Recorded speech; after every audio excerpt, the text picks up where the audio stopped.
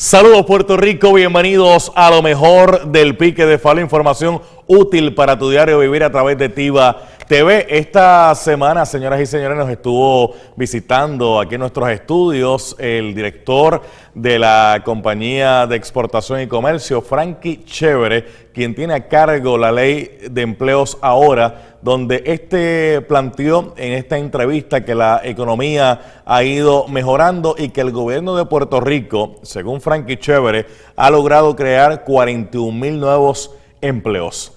Ahí está.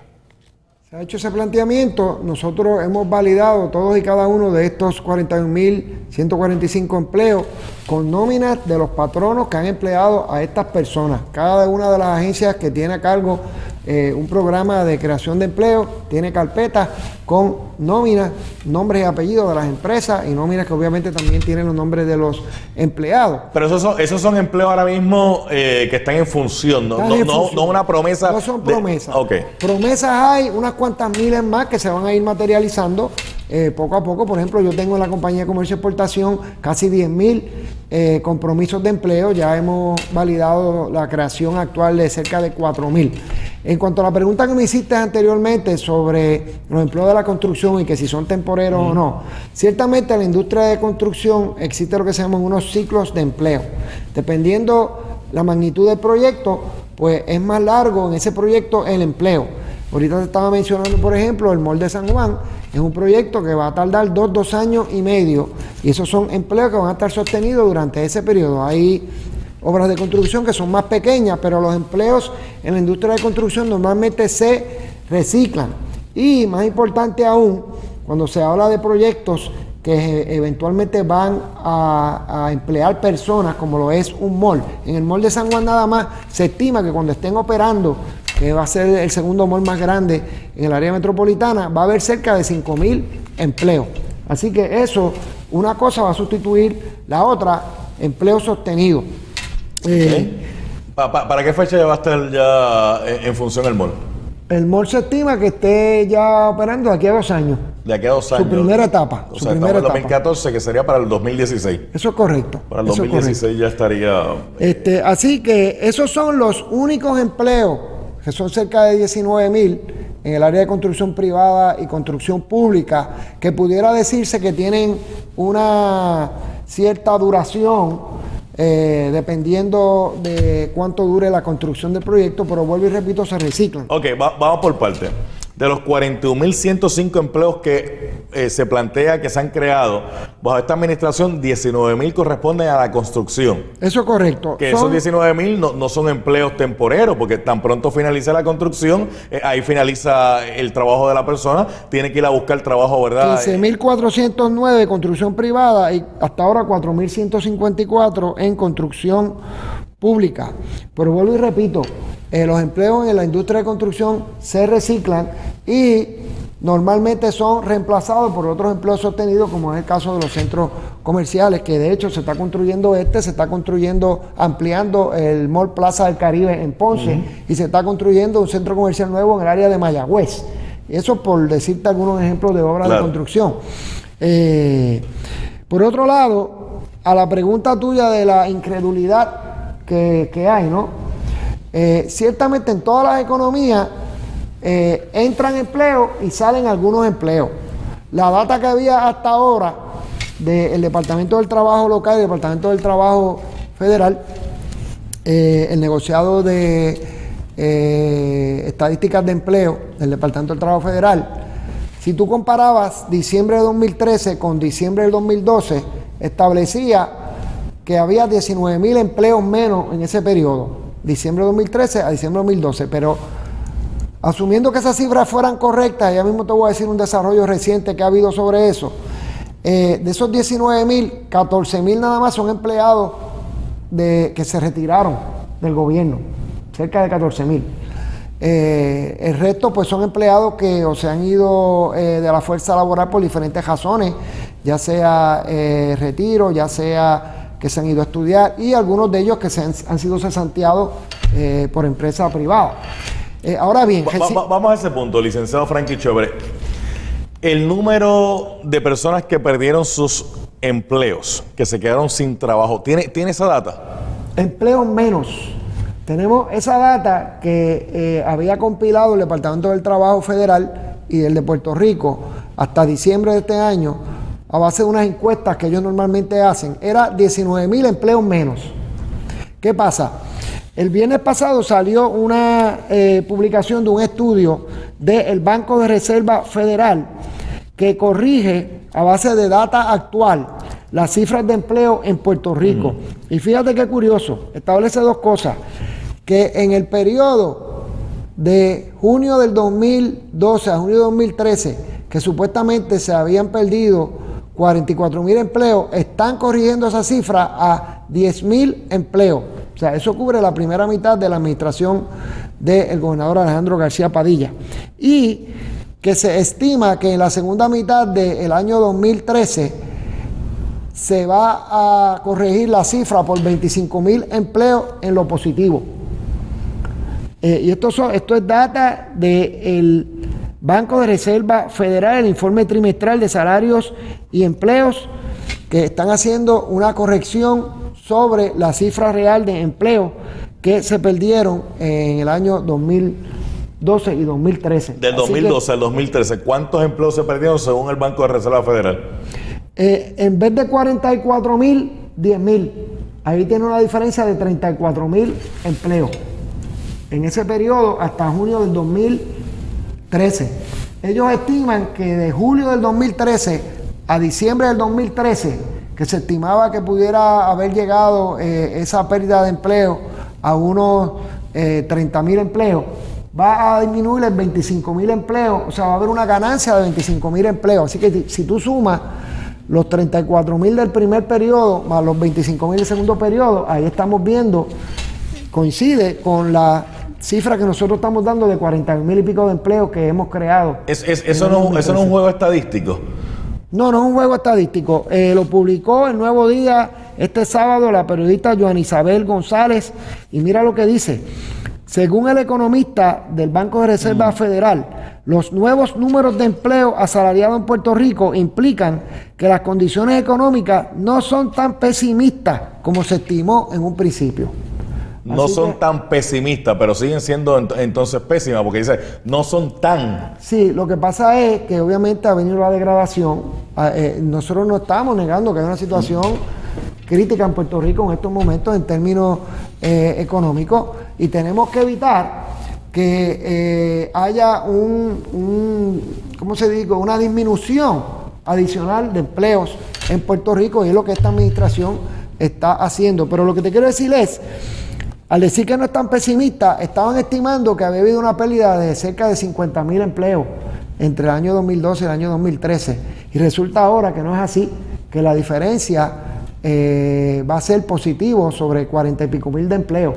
Y eso coincide con los 41,000 empleos que nosotros hemos anunciado que hemos creado hasta ahora. ¿Cómo contrasta esas cifras de empleo que usted me está brindando con la cantidad de puertorriqueños que han decidido abandonar la isla porque no encuentran futuro aquí en su 100 por 35? Sí, hay un estimado que creo que ronda en los últimos 2 años, cerca de 100,000 y pico de personas se habían ido a Puerto Rico. Ahí hay personas que no trabajan, que no tenían empleo, y hay personas que también tenían empleo, porque hay matrimonios que deciden irse, uno trabajaba y otro no trabajaba. Pero la realidad es que la fuerza productiva de Puerto Rico, triste y lamentablemente, cada día se ha ido reduciendo, y mayormente la gente que toma la decisión de irse hacia los Estados Unidos en su mayoría, no voy a decir la mayoría, en su mayoría tienen que ir allí a trabajar, porque allí en los Estados Unidos no se vive del cuento, allí hay que ir a trabajar, hay que ir a producir. Están buscando a lo mejor mejores empleos, más remuneración, eso es una realidad. Y nosotros pues lo que estamos tratando de hacer es evitar esa fuga de talento y aumentar la tasa de participación laboral. Eso lo que quiere decir es las personas que están buscando trabajo en Puerto Rico que aumenten, porque hay un ofrecimiento. Mira, el otro día tuvimos 4 ferias de empleo la semana pasada, donde había disponibles 4.300 y pico de empleos. Si tú entras a un portal que se llama Tweet My Jobs, ahora mismo hay 7.000 y pico de empleos en Puerto Rico disponibles. Pero, licenciado, ahí entonces lo que no me cuadra es si en Puerto Rico hay trabajo, si hay empleo, porque por un lado la gente se está yendo y porque por otro lado la cifra de desempleo no baja. Bueno, fíjate, la cifra de desempleo, si tú tomas el desempleo promedio, 2012 fue 14.4, 2013 14.2, bajó 1.2 y aumentamos la tasa de participación laboral por los últimos 5 meses del año 2013. Okay, pero ese punto, ¿cuánto representa? Porque eso en estadística es muy bajito, un 14.2 a... Bueno, si estamos hablando de una base de 1 millón, digamos, de empleo. ¿Pero esa es la base? Sí, esa es la base. ¿Esa es la base? ¿1 millón de empleos? Sí. Puerto Rico ahora mismo hay 1 millón de personas trabajando.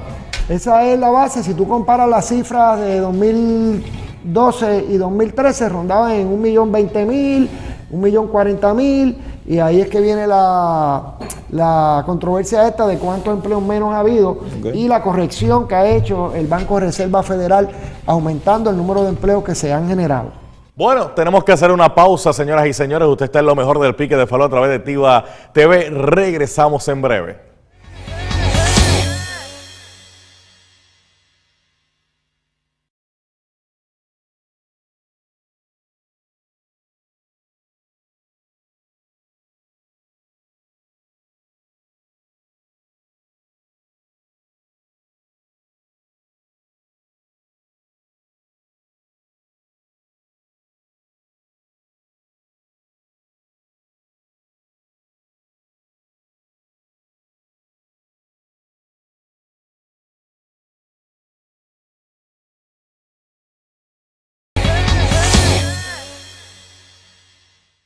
Qué bueno que usted continúa con nosotros aquí en lo mejor del Pique de Falú a través de Tiva TV. Gracias por la oportunidad que usted nos brinda de poder llegar hasta su hogar. El presidente de la Cámara de Representantes, Jaime Perelló Borrás, estuvo con nosotros en el Pique de Falú y estuvimos hablando sobre los recortes que tiene que hacer el gobierno de Puerto Rico para poder cuadrar el presupuesto, 800 millones de dólares. ¿Cómo van a lograr hacer ese recorte en el presupuesto? El presidente de la Cámara, Jaime Perelló, lo explica aquí en el Pique de Falú. Bueno, Falú, ese es el pueblo, el sistema de gobierno que ha tenido Puerto Rico por los pasados 20 años, que siempre funcionaba sin ajustarse a la realidad fiscal. Cuando tú ves cómo se ha cuadrado el presupuesto por los pasados años, no es con los propios ingresos que recibimos.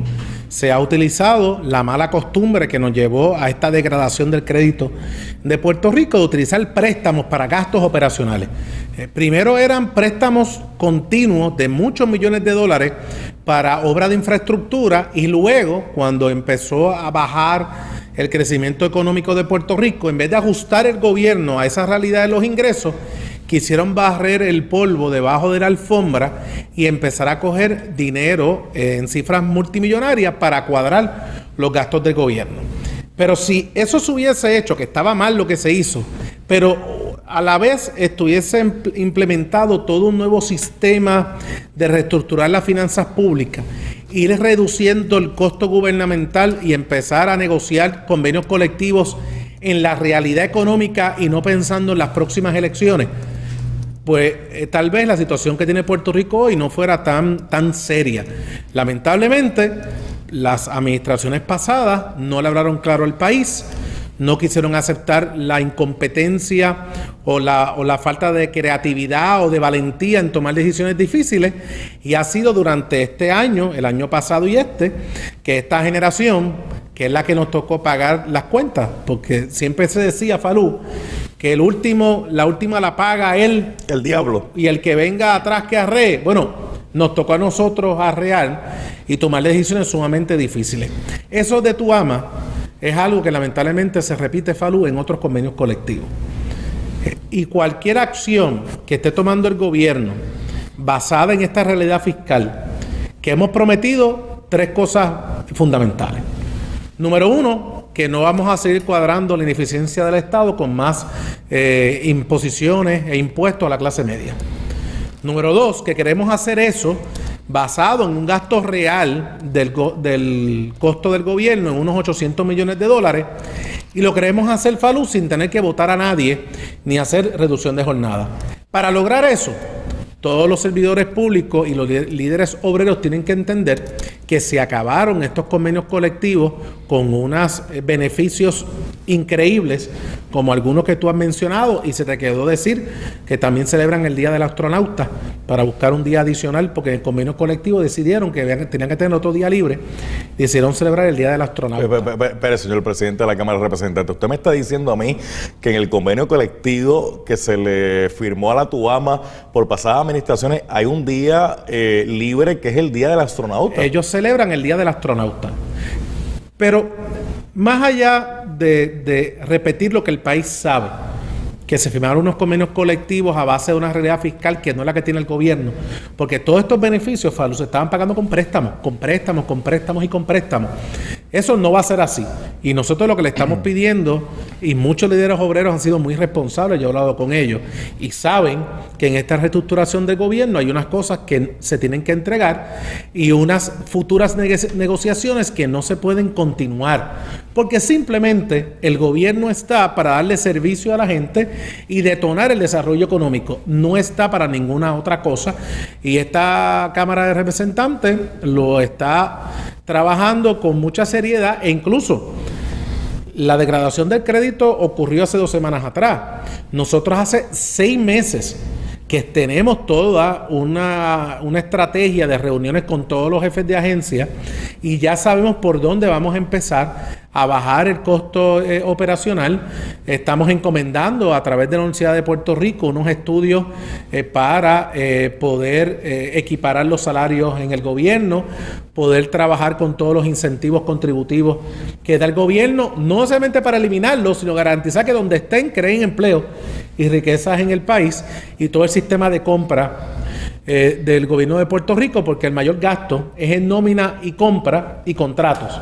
No vamos a tocar la nómina, vamos a tocar las compras y los contratos del gobierno. Señor presidente, a la misma vez que fiscalizamos, ¿verdad?, los altos costos de los convenios colectivos, donde se le ha entregado a las uniones a veces cosas que uno se plantearía en la normalidad, ¿quién estaba pensando eso? De la misma forma fiscalizamos los aumentos de sueldo que se han dado en esta administración.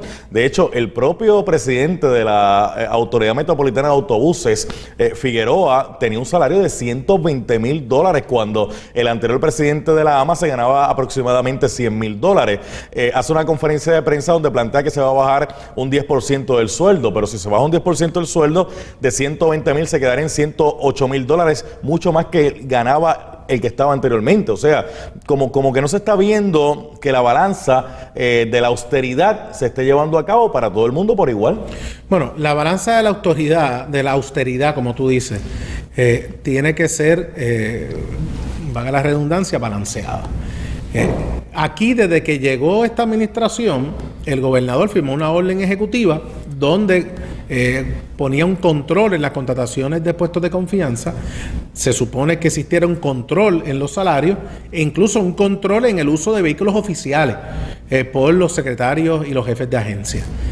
Eso, la realidad es que no se ha seguido al pie de la letra, lo que ha llevado a la Asamblea Legislativa incluso a aprobar legislación Cámara para lo que está por orden ejecutiva ocurra por ley.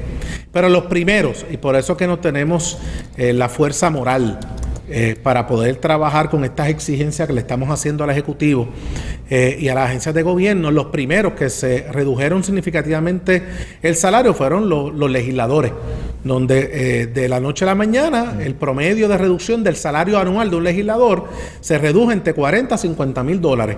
Incluso todos los vehículos oficiales y pagos de gasolina que tenían los legisladores, que el pueblo puertorriqueño pidió que se eliminaran, nosotros nosotros lo eliminamos a todos los legisladores.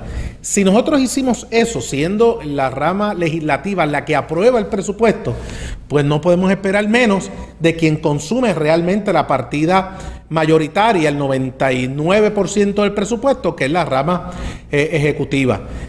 Y esta reestructuración va a tocar a los jefes de agencia, igual manera que estamos tocando y negociando y viendo los beneficios de los convenios colectivos. Pero donde primero tiene que empezar a verse la reducción son en los salarios de los jefes de agencia y los secretarios de gabinete, que todos ellos ganan más de lo que gana un legislador y en muchos casos por mucho. Incluso hay muchos de ellos que ganan más de lo que ganan los presidentes de los cuerpos y el gobernador de Puerto Rico. Y ese país, ese país de esa cantidad de sueldo y ese descontrol en beneficios y en bonos y en gastos desmedidos de representación, ese país ya no existe. Bueno, vamos a ser claros, Falú, nunca ha existido. Por los pasados 20 años, 30 años, ese nivel de gasto que tiene el gobierno de Puerto Rico nunca ha sido real. Ha sido una pantomima, ha sido un escaparate de una realidad, de una disminución en nuestro desarrollo económico, y no hemos puesto a la par nuestros gastos con nuestra realidad de ingresos. Y eso se tiene que acabar, y ya todos estos jefes de agencia los vas a ver anunciando que se están bajando su salario de manera inmediata en un 10%, y aquellos que se aumentaron el salario sin el conocimiento o el aval de la fortaleza, los verá con unos planteamientos públicos, una reducción en su salario. Bueno, tenemos que hacer la pausa, señoras y señores. Regresamos en breve con más del Pique de Falú a través de Tiva TV.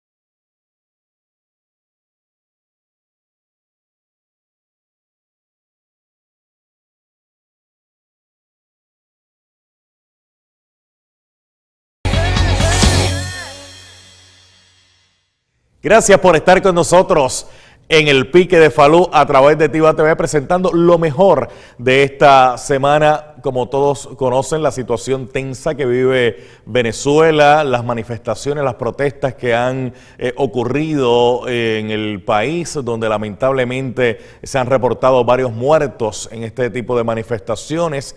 El presidente de los Estados Unidos, Barack Hussein Obama, planteó en la semana de que el gobierno de Nicolás Maduro debe dejar la violencia, debe buscar la forma y la manera de reunirse con los opositores a su presidencia y dialogar con los mismos, pero que la situación tiene que buscar una salida que sea favorable para todos los venezolanos, que lamentablemente esta semana han vivido momentos de tensión, momentos difíciles para la nación venezolana. Hablamos con el licenciado Alfredo Castellano, nuestro analista, sobre la situación que atraviesa el pueblo de Venezuela. Vamos a ver.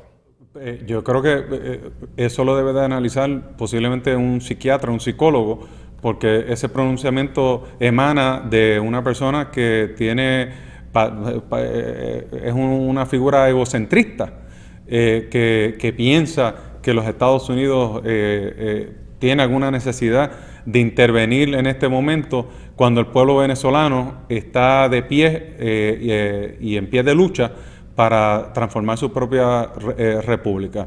Me parece a mí que los pajaritos que tienden a hablarle al presidente Maduro le han estado dando información desacertada de lo que en efecto desea y está haciendo la nación americana, y lo que podrían estar esbozando inclusive algunos puertorriqueños. ¿Y por qué no una intervención de los Estados Unidos en Venezuela si en otras latitudes Estados Unidos ha intervenido cuando ha habido atropello por parte del gobierno contra el pueblo?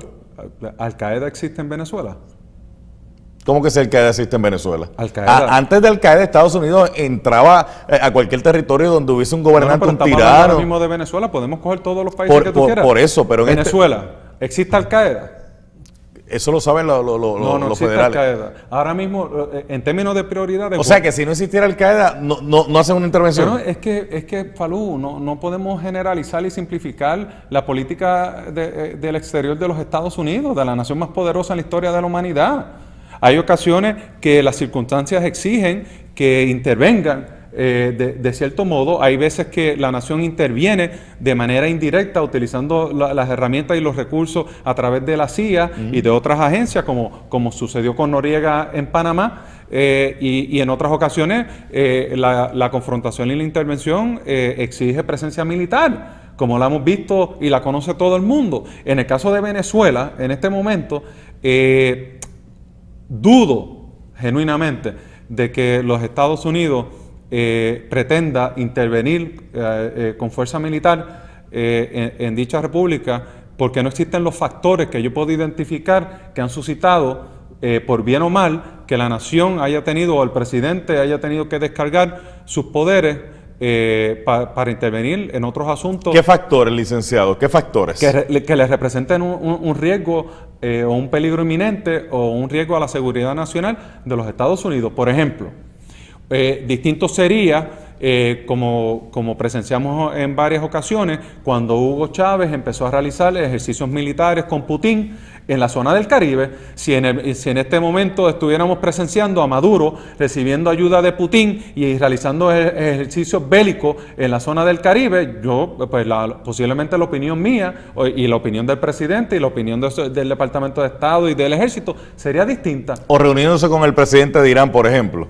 O no tanto una reunión, sino estableciendo unos vínculos que se presten para poder inferir responsablemente que esos vínculos pueden en su momento constituir un riesgo a la seguridad. Y le mencioné Irán porque en un momento cuando Hugo Chávez Frías estaba vivo y era presidente, hizo unos acercamientos también a Irán. Sí, a Ahmadinejad, personaje entre personajes, pero ahí quedó.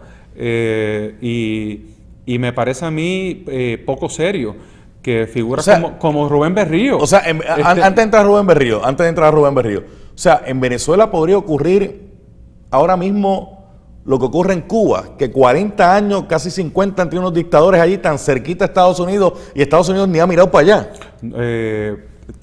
Estados Unidos sí está mirando hacia Venezuela por sus intereses comerciales, que no los tiene con Cuba. Pero Cuba, Cuba está metido ahora mismo en Venezuela. Está metido en Venezuela, pero no de una manera que le represente algún peligro inminente a la nación americana. Me da hasta pena la manera en que Cuba participa y hace intercambios con Venezuela, porque lo que han hecho es prácticamente establecer la institución de la esclavitud a través del trabajo forzoso del sector médico y de otro personal del Estado cubano, que a cambio de los subsidios y la ayuda que han estado recibiendo de Venezuela, prestan a esos seres humanos a que rindan servicios forzosamente sin apenas recibir compensación adecuada. De eso es lo que estamos hablando. Ahora, vamos a Rubén Berrío Martínez, que usted quiere hacer un planteamiento sobre una columna que escribiera el licenciado Rubén Berrío Martínez esta semana en la prensa, pero planteaba yo sobre la intervención, ¿verdad?, de Hugo Chávez cuando estaba vivo. Nicolás Maduro ha seguido con esa misma línea de reclamar la independencia para Puerto Rico en cuanto foro hay, en cuanto foro ha habido. Sin embargo, se meten en la discusión de la política pública de Puerto Rico, o la decisión que los puertorriqueños van a tener que tomar, independientemente sea la que sea. Sin embargo, no permite que se metan en Venezuela porque rápido reclaman la soberanía nacional. Sí. Bueno, para este servidor, y lo digo con mucho respeto, cualquier pronunciamiento, cualquiera, de Rubén Berrío, para mí no amerita ninguna seria consideración. Un líder que lleva viviendo de la partidocracia que hemos creado aquí en Puerto Rico, que subsiste de los fondos del pueblo de Puerto Rico, que elección tras elección, el número de electores dentro de nuestro universo electoral disminuye, que apenas representa el 1% de la población puertorriqueña, se presta para denunciar de que los Estados Unidos está de alguna manera u otra interfiriendo indebidamente en Venezuela, en vez de estar preocupado por la seguridad de los americanos que están tratando de desalojar el territorio venezolano por el riesgo que les representa a ellos su seguridad. Me parece que faltarle a la verdad es jugar nuevamente al juego de la República, pero sin tener la base moral y la base de apoyo necesaria para poder expresar el tipo de pronunciamiento que hemos escuchado durante el transcurso de la pasada semana. Rubén Berrío Martínez es una figura anacrónica. Y lo tengo que decir porque el mundo ha cambiado, las circunstancias han cambiado, y cuando el presidente de Venezuela y sus allegados, ya sea en Cuba, ya sea en Ecuador, ya sea en Bolivia, tratan de intervenir en los asuntos que conciernen los derechos de los ciudadanos americanos, eso amerita ser denunciado por todo ciudadano americano en la medida y en la capacidad que cada uno posea en ese momento. Y yo personalmente no les reconozco les reconozco en este momento nada especial a Rubén Berrío que le faculte a emitir ese tipo de expresión que no sea hablarle a un grupo ínfimo de personas que son sus seguidores. Porque la absoluta mayoría del pueblo de Puerto Rico lo que desea para el pueblo venezolano es salir de las garras del socialismo, le desea la prosperidad, el progreso, le desea que disminuya el crimen, los secuestros, la violencia, y que pueda retomar nuevamente la paz para que puedan vivir en armonía social en un país andino con una belleza y unos seres extraordinarios. Cuando Venezuela hace pronunciamientos a favor de que se resuelva el problema del estatus de Puerto Rico y que Puerto Rico debería ser un país independiente, lo hace en distintos foros. Posiblemente usted no esté de acuerdo de que Puerto Rico se convierta en una independencia, ¿verdad? Un país separado de los Estados Unidos. Pero usted coincide con los venezolanos, o por lo menos con los presidentes que así lo han dicho, de que hay que resolver el problema de estatus de Puerto Rico de alguna forma o de alguna manera. Porque seguir siendo una colonia a estas alturas. Bueno, sí lo tenemos que resolver. Pero yo tanto como jurista, en la historia de los Estados Unidos, la Constitución de los Estados Unidos no tiene una cláusula de salida. No la tiene, no existe. Y el problema de nosotros es entre americanos, no entre americanos y extranjeros. Y la Constitución provee el mecanismo o los mecanismos para resolver nuestra situación lamentable sin tener que acudir a la violencia y a la demagogia y a las tácticas socialistas totalitarias que han implantado en otras jurisdicciones. Yo estoy convencido de que nosotros tenemos la capacidad y la voluntad de confrontar nuestros propios problemas y no necesitamos la ayuda de figuras que la historia los va a juzgar como fabricadores de miseria, que no es el caso de la nación americana, no es el caso de la nación de la cual somos ciudadanos. Así que Maduro podrá predicar en su pueblo, pero no va a predicar en el mío.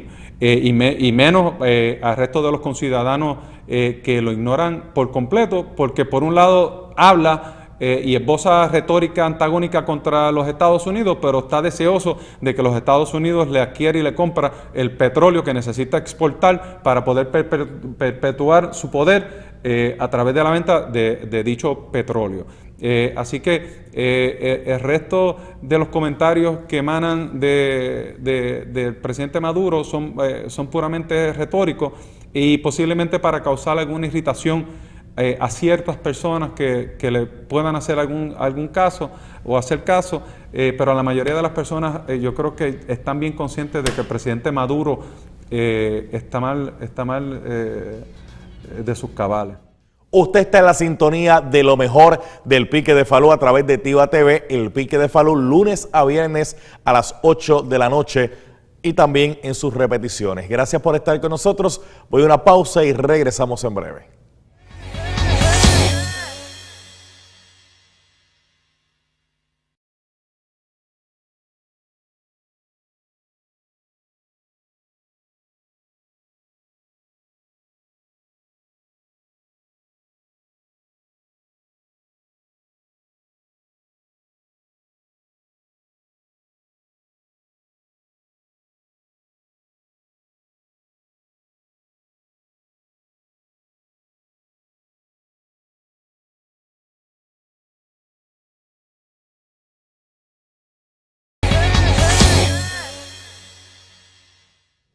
Aquí estamos de nuevo con ustedes en lo mejor del pique de Falú a través de Tiva TV. Esta semana nos acompañaron en el panel de salud el doctor Norman González Chacón, el doctor Norman Osvaldo González Rivera, el licenciado Carlos Pérez Sierra y el pastor David Jonathan, donde hablamos de diversos temas. Uno de los temas que tocamos fue referente a la falta de información que tienen los estadounidenses referente a enfermedades del corazón, enfermedades cardíacas. Vamos a ver esta interesante discusión.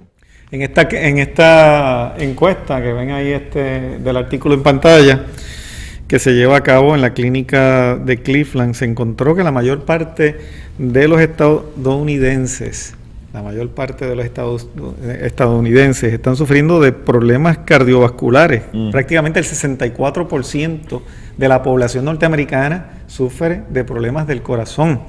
Sin embargo, 70% de esa población que sufren del corazón desconocen los aspectos que los ponen en riesgo, los que los llevaron a la enfermedad y cómo podrían tomar en sus riendas, ¿verdad?, todo aquello que pueden hacer para disminuir las posibilidades de que esta enfermedad del corazón lo pueda llevar a la muerte. O sea, que fue sorprendente. O sea, que un 64% de la población sufre del problema del corazón. 70% de ese 64% no saben ni papa de lo que tienen que hacer. No, si digo ni papa porque si supieran de papa podrían estar en menos riesgo de sufrir del corazón. Y lo significativo de eso que usted menciona. Pero mira, saben de papa French, de papita frita, eso sí saben. Y de lo que acompaña a la papita frita. Estados Unidos dice que la nación más poderosa del mundo. Tiene un poderío militar increíble. Cuando va a hacer una incursión militar, tiene la información al centavo del enemigo, lo que ellos le llaman inteligencia, y están sumamente bien informados. ¿Qué tal si hiciéramos un ejército de salud entonces para estar bien informados de este tipo de enemigos como son las enfermedades cardíacas y los cánceres y demás? Y cómo es que hemos perdido esa batalla de la guerra contra el cáncer que promulgó Richard Nixon en el 70 y algo, creo, y la hemos perdido. O sea, ¿cómo es posible? O sea, con ese poderío militar se está perdiendo la de las enfermedades del corazón también, porque fíjate que la mayor parte de la gente están sufriendo de muerte por falta de inteligencia en el sentido militar, de que no tenemos la información la hay, el gobierno la tiene. Lo que pasa es que cada vez que esa información se trata de llevar a la gente, los mismos profesionales de la salud son los que la desvían, porque no les conviene económicamente, porque les conviene que la gente sigan ignorantes y sigan enfermos y sigan enfermándose y sigan tratándose para nunca curarse, para nunca salir del hoyo. ¿Por qué? Porque triste y lamentablemente la industria principal en los Estados Unidos, que es la de la industria de la salud, se nutre de las enfermedades y de los enfermos. Qué triste, ¿verdad? Hay un versículo bíblico, ¿verdad?, que dice que mi pueblo padece de enfermedades cardíacas por falta de conocimiento. Más o menos.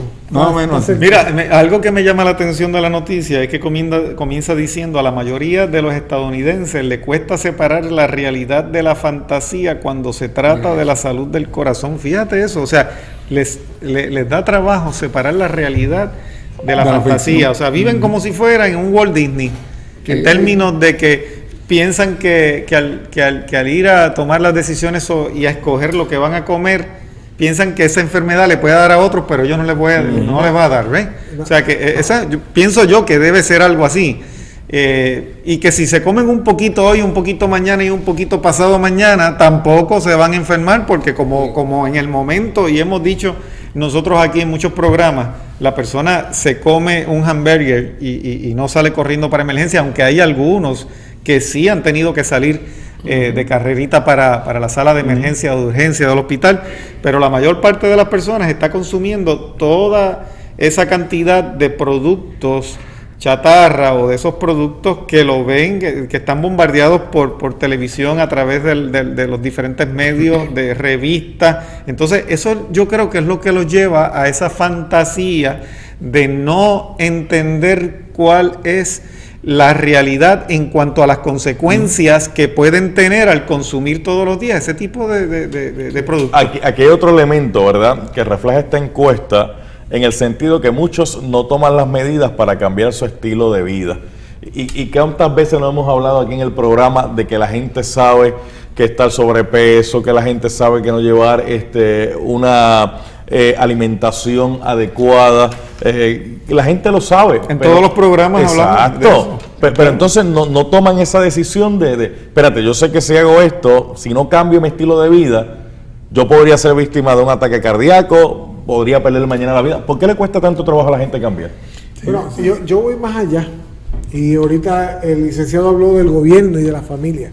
Yo quiero incluir a la iglesia en este aspecto. Es importante. Y en estos fallos me voy a incluir hasta yo. Y es que vivimos en el cristianismo, en el evangelio, en el judaísmo, en todo tipo de religión, pidiendo milagros. Pidiendo un milagro aquí, pidiendo un milagro allá. Vivimos de milagro en milagro, desafiando a Dios con nuestra conducta. Le pedimos a Dios que nos sane de X o Y cosas, sin embargo nos seguimos alimentando de la forma equivocada. Entonces, el orar sin actuar a la misma proporción causa un conflicto en nuestra vida. Presunción. Entonces, inventamos un Dios, porque al final y al cabo, cuando no asumimos una responsabilidad, acabamos culpando a Dios porque no nos sanó. Pero ya Dios había provisto sanidad, pero nosotros continuamos dañando el cuerpo. Entonces, ¿por qué no podemos orar, Señor? Bendice mis esfuerzos de que estoy tratando de comer esto y dejar esto. Señor, bendice mis esfuerzos de que estoy ahorrando un poco de dinero para poder comprarme algo mejor. En vez de estar pidiéndole a Dios los 6 números de la loto, que usted sabe que eso no se va a pegar nunca. Entonces, ¿por qué no le pedimos a Dios que bendiga nuestro esfuerzo? En vez de estar pidiendo todo el tiempo un milagro y siendo irresponsables con nuestra vida. Bueno, es que fíjate que la iglesia ha tomado esa misma tendencia que ha tomado el sistema de salud y el gobierno. O sea, se ha ido por ahí, se salió de sus parámetros originales, porque cuando hablé de los 10 mandamientos de la salud, estoy hablando que tú los puedes sobreponer sobre los 10 mandamientos de la ley moral. O sea, son idénticos. Cuando lo único que, por ejemplo, en el caso que dice honra a tu Dios como creador, ¿verdad? Pues mira, pues tenemos que honrar al Dios que creó la naturaleza, y que nos creó a nosotros. Y luego cuando dice, por ejemplo, no adulterarás, pues la gente rápido piensa que mira, que no, que con un hombre cuando se va con una mujer que está adulterando. No, toda nuestra alimentación ha sido adulterada desde años y años. El enemigo de la salud se ha encargado de adulterar todas las semillas, de adulterar toda la comida. Y adulterar la enseñanza, y las porque enseñanzas, cuando le dicen la a la educación, gente desde el púlpito mata y come, ¿cuál es el mensaje que le está llegando a esa gente? ¿Qué mensaje le está llegando a la gente cuando se les predica mata y come? Porque esa es la excusa que me da la mayor parte de la gente cristiana. Mata y come. Pero mira qué clase de dos principios. En vez de haz esto y vivirás, es mata y come. Pero fíjate que el mandamiento de no matarás es un mandamiento explícito, y es también a la misma vez da una expresión sólida de no matarás. No te dice, por ejemplo, en el otro te dice no harás falso testimonio contra tu amigo, ni contra tu enemigo, ni contra el otro, ni contra tu vecino, ni contra el extranjero, ni contra otro. Te dice no matarás, punto. Y es categórico, bien sólido. Y fíjate que en el caso de lo que nosotros estamos viendo constantemente, la gente se deleitan en matar los animales para comérselos. Claro. O sea, lo hemos dicho tantas veces, y a mí a veces yo digo, bueno, la gente se cansará de escucharme que yo estoy hablando de la misma cosa, pero es que todo converge, cada tema distinto que discutimos, vamos a parar en lo mismo. Tenemos que revisar lo que la gente come. Y si te dice que yo no lo maté, pero cuando se comen eso que se sabe que hace daño, es cómplice, y se están matando ellos mismos porque están sembrando la semilla de la enfermedad y de la muerte todos los días, cada vez que se sientan a comer eso que ya científicamente se sabe que puede hacerte daño a tu salud y que te puede llevar a una muerte temprana. A comer, como dijimos anteriormente, carne expirada, ¿verdad? Porque toda carne ha expirado, ¿no? Mira, fíjate, en el artículo hay un punto que me gusta mucho, dice, incluso los suplementos de aceite de pescado hacen poco por prevenir las enfermedades del corazón, apuntaron los investigadores. Aún así, el 55% de los estadounidenses creen que tomar la dosis diaria de aceite de pescado puede protegerlos de la condición. O sea, que tomarse la pastillita de aceite, lo tienen ahí, eso es bien importante, ¿no? Pero lo que pasa es que ese pescado de donde sacaron el aceite, ya había expirado también. Ese pescado ya había expirado, y como había expirado, eso no va a funcionar en el cuerpo humano, porque el cuerpo humano está diseñado para alimentarse de alimentación viva. Fíjate que la serpiente se come los animales vivos, no se los comen muertos. Pueden pasar por el lado de cualquier animal, se los comen vivos. En eso la serpiente, para poder sobrevivir, es más astuta que ninguno de los otros animales. El águila también. Por eso es que usted no se puede despegar del Pique de Falú a través de Tiva TV. Gracias por haber estado con nosotros. Los esperamos en próximos programas. Puerto Rico, bendiciones. Que la pasen bien.